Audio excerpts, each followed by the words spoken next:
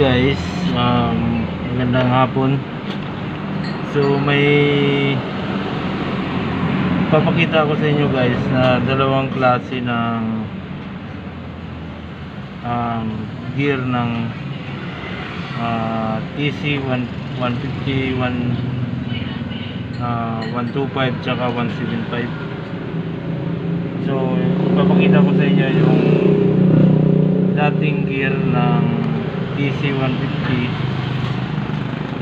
at saka yung bagong upgraded na gear ng transmission gear ng mga TC ngayon. So ito po yung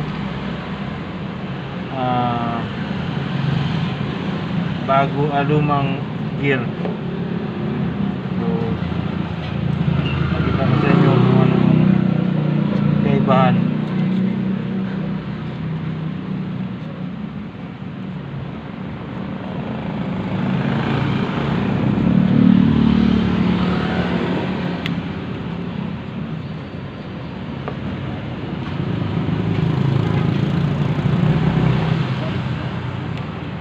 Ito natin galing to sa galing to sa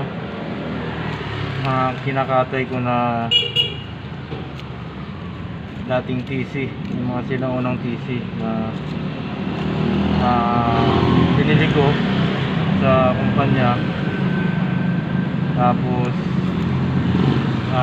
pinarge out ko na lang. Pero ito hindi siya nabenta, matagal na to sa akin, hindi nabenta. Wala nang naghahanap ng bira lang kasi yung gumagamit ng ganito ngayon.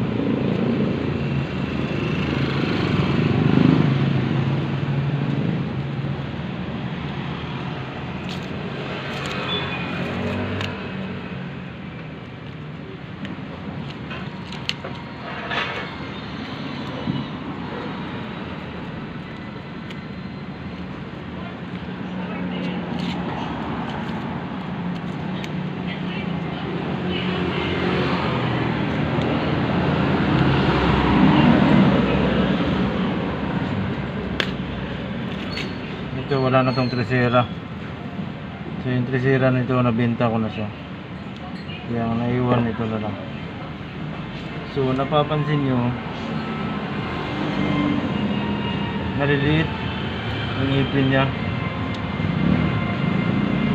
pino yung ipin nya. Ang kagandahan sana nito, pino yung ipin nya, smooth kasi yung nito, smooth yung takbo, tsaka yung shifting nya na maano mo talaga na malambot, mabilis siyang pumasok kasi marami siyang ipin. So ito yung bago ngayon, upgraded na ito yung upgraded na lalaki na ng ipin.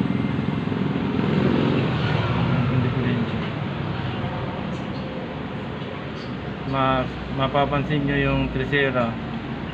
Ito tresera. Ito naman yung tresera. Yan yung kaibahan niya.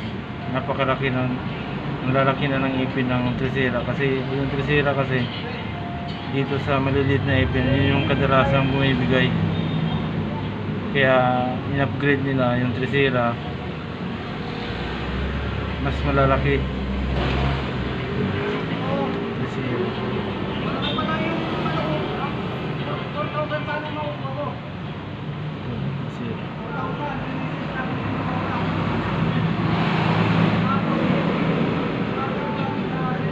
Tapos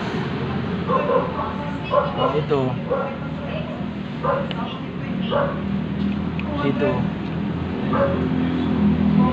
iba rin yung laki niya kaysa doon sa tresera.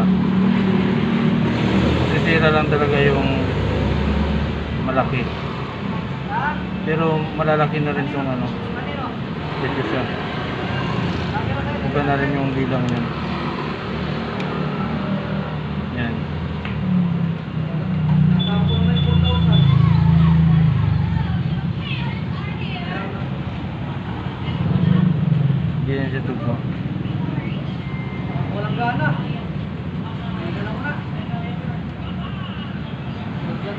diameter niyan, parehas lang. Parehas lang yung laki niyan. Yung diameter nitong mga gear na to, parehas lang. Ang ipin lang ito yung nilalakihan nila. Nilalakihan nila yung ipin. Ito, malaki na rin. Lahat naman binago nila. Kumbaga, tinatawag nila dito is heavy duty. Heavy duty yung gear na to, yung bago ngayon, bagong labas. Actually, depende sa supplier, pero karamihan sa supplier namin ngayon, ito na yung gamit. 125, 150, tsaka 175, ito na yung gamit na. So matitibay na talaga, pero meron pa ring ano talaga na nabubungi siya, tulad nito. Tulad nitong ano nito, yung ang gumigay naman dito, yung fourth gear. Ito, bumigay. Fourth gear ang bumigay.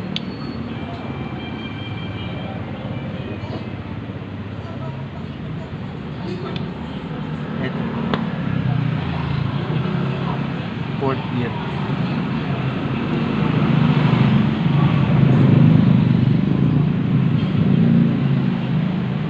Nabungi. Ito lang nito isa. Isang ipin lang ang nabungi siya. Meron pa rin kahinaan, pero yung dating tresera kasi yun talaga yung kadalasan. Ito, tresera. Dito kasi yan.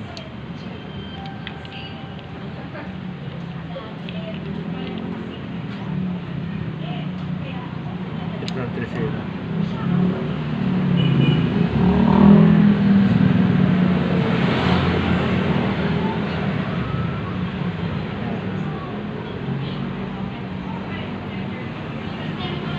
So, sa susunod na videos ko, update ko kayo kung ilan yung bilang ng ipin